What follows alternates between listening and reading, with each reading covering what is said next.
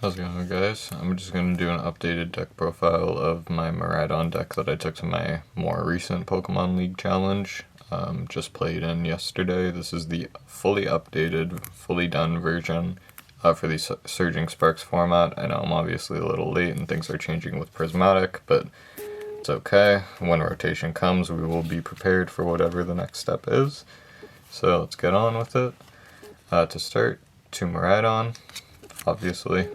Doesn't really need an explanation.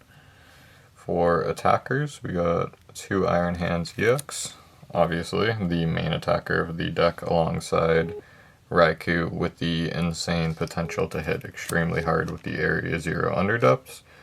So those are going to be your main targets for your Magnetons, are going to be your main targets for your E-Gens, are going to be your main targets to attach to every turn. And then these are your last 2 attackers, potential attackers, not the Pikachu, but he's the last potential one to be in the active spot more likely. And then your Raichu obviously hits fairly hard as well. Honestly, could come out at this point because 99% of the time Raikou hits harder or just as hard for less cost, because you can set it up with all the Pokemon on the bench, and he could just be another item you could use or a trainer or something. So I really miss the tools of the last build, so I might take the Raichu out for one of the tools. So I'm just going to set cards aside so that you guys can see what I'm thinking about doing in the future. For support Pokemon, we obviously have the Surging Sparks, Magnemites, and Magnetons. So these are the ones that are going to let you accelerate energy. These are what is going to come in handy when the Budew is around from Prismatic. And until Prismatic is fully legal, because it isn't for another week, not that I'm not going to put it back in, but I think this is the correct ratio for the moment. So if you're playing any tournaments this week, I think just play 1-1, and then after that, when Budew comes in and stops your E-Gens, you can play 2-2, because it's just not really necessary right now. I saw way too much. And then Rotom for the electric support. Zapdos for the electric support. Also, this could, in theory, come out. Most people probably don't play it, so like it could go in that pile. But I honestly really like it. Every time I think about taking it out, it just is insanely good. So I doubt I'm going to convince myself to take it out. After that, Blood Moon Ursaluna for the stealing games with the hard-hitting attack. That's going to be one of your other attackers, but obviously you're not really going to need to power him up. You're just going to take maybe 1 energy when you need him. And then Radiant Greninja for the draws. Iron Bundle for the switch effect. Luminion V for the search into Arven, Boss, or Iono. The Mew EX for the restart ability. The Squawk ability to draw 6 with the Squawk and Seize. Latias EX with the Skyliner ability to retreat with no cost. So for this, you can see that you have quite a bit of energy acceleration, quite a bit of draws.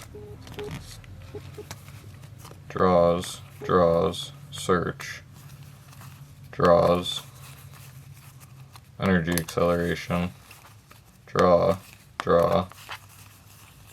search.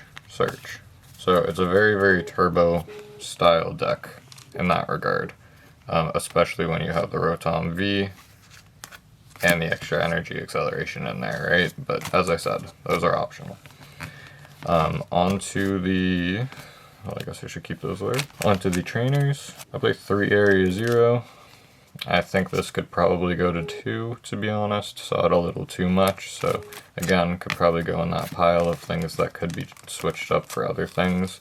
Again, really missing those tools that were in the last build, even though Jamming Tower is around, so I think I might switch up that. The only tools I did keep was the Heavy Baton for the hands, because it's just too good. I think people underrate it. And the 4 Seal Stone, obviously.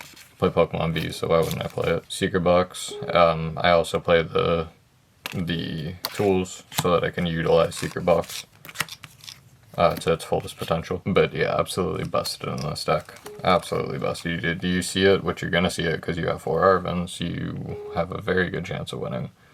2 switches. This could arguably be 1, honestly. This kept coming up where I didn't need the 2 because I had the Latios, so that could arguably be 1.